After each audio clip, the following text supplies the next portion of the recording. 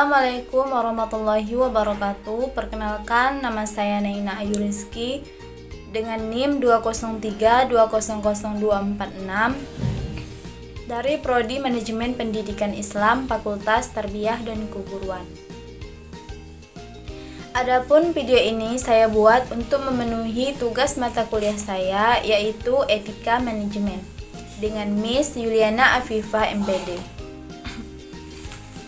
Baiklah, di video ini saya akan menjelaskan tentang etika manajemen, yaitu mendorong pelaksanaan etika manajemen. Mendorong pelaksanaan etika dalam manajemen. Etika manajemen sebagai bagian dari tanggung jawab sosial perusahaan yang perlu untuk diwujudkan, yaitu di masa yang akan mendatang.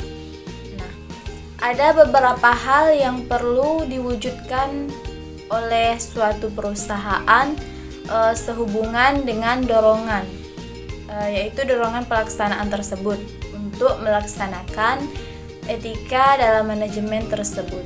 Beberapa hal yang mungkin dapat dilakukan diantaranya yaitu seperti pelatihan etika atau disebut dengan etik training. Manusia pada dasarnya membutuhkan pembiasaan dalam melakukan sesuatu. Budaya organisasi sebagai nilai-nilai yang dianut oleh sebuah organisasi. Nah, dalam menjalankan kegiatannya, pada kenyataan memerlukan waktu dalam mewujudkannya, yaitu dalam mewujudkan sesuatu yang ingin dicapai. Demikian pula dengan etika dalam bisnis maupun etika manajemen.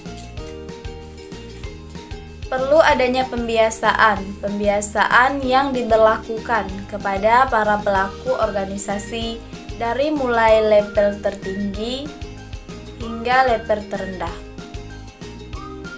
Pembiasaan ini dapat dilakukan melalui berbagai jenis pelatihan, yang mana yang menyangkut etika dan keterkaitannya dengan mewujudkan lingkungan sosial yang lebih baik lagi.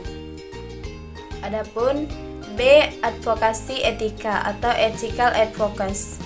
Advokasi etika adalah upaya perusahaan untuk menjalankan etika dalam kegiatannya, yaitu dengan cara menempatkan orang atau tim khusus dalam tim manajemen perusahaan, yaitu yang bertugas untuk mengontrol dan mengawasi segala kegiatan dari atau yang ada di dalam perusahaan tersebut agar tetap memenuhi standar-standar etika. Nah, pada umumnya pihak yang dikerjakan dan ditempatkan dalam bagian ini adalah mereka yang berlatar belakangnya ilmu hukum, yaitu yang dianggap mengetahui seluk-beluk regulasi dan bagaimana regulasi tersebut bisa dijalankan, sekalipun upaya ini mendapat kritik. Karena pada praktiknya penyelewengan dapat pula dilakukan oleh tim advokasi etika. Namun, upaya perusahaan untuk menyediakan orang atau tim khusus patut dihargai sebagai usaha untuk mewujudkan suatu kegiatan bisnis yang lebih beretika. Adapun yang C yaitu standar aturan mengenai etika perusahaan atau Code of Ethics.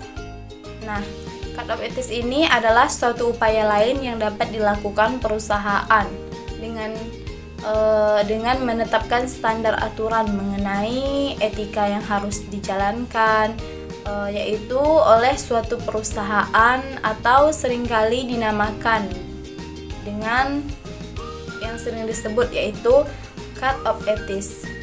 Implementasi dari Code of Ethics ini akan sangat efektif jika memenuhi dua syarat.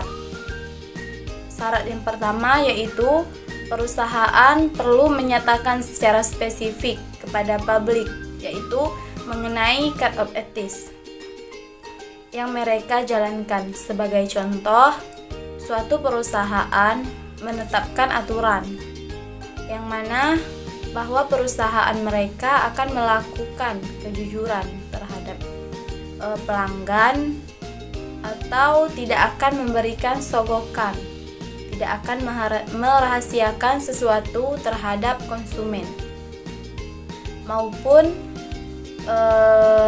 tidak akan melakukan penipuan yang terkaitan dengan harga. Pernyataan tersebut dinamakan yaitu pernyataan spesifik ini. Mereka menyatakan dalam berbagai kesempatan di dalam halayak ramai dan publisitas yang mereka lakukan.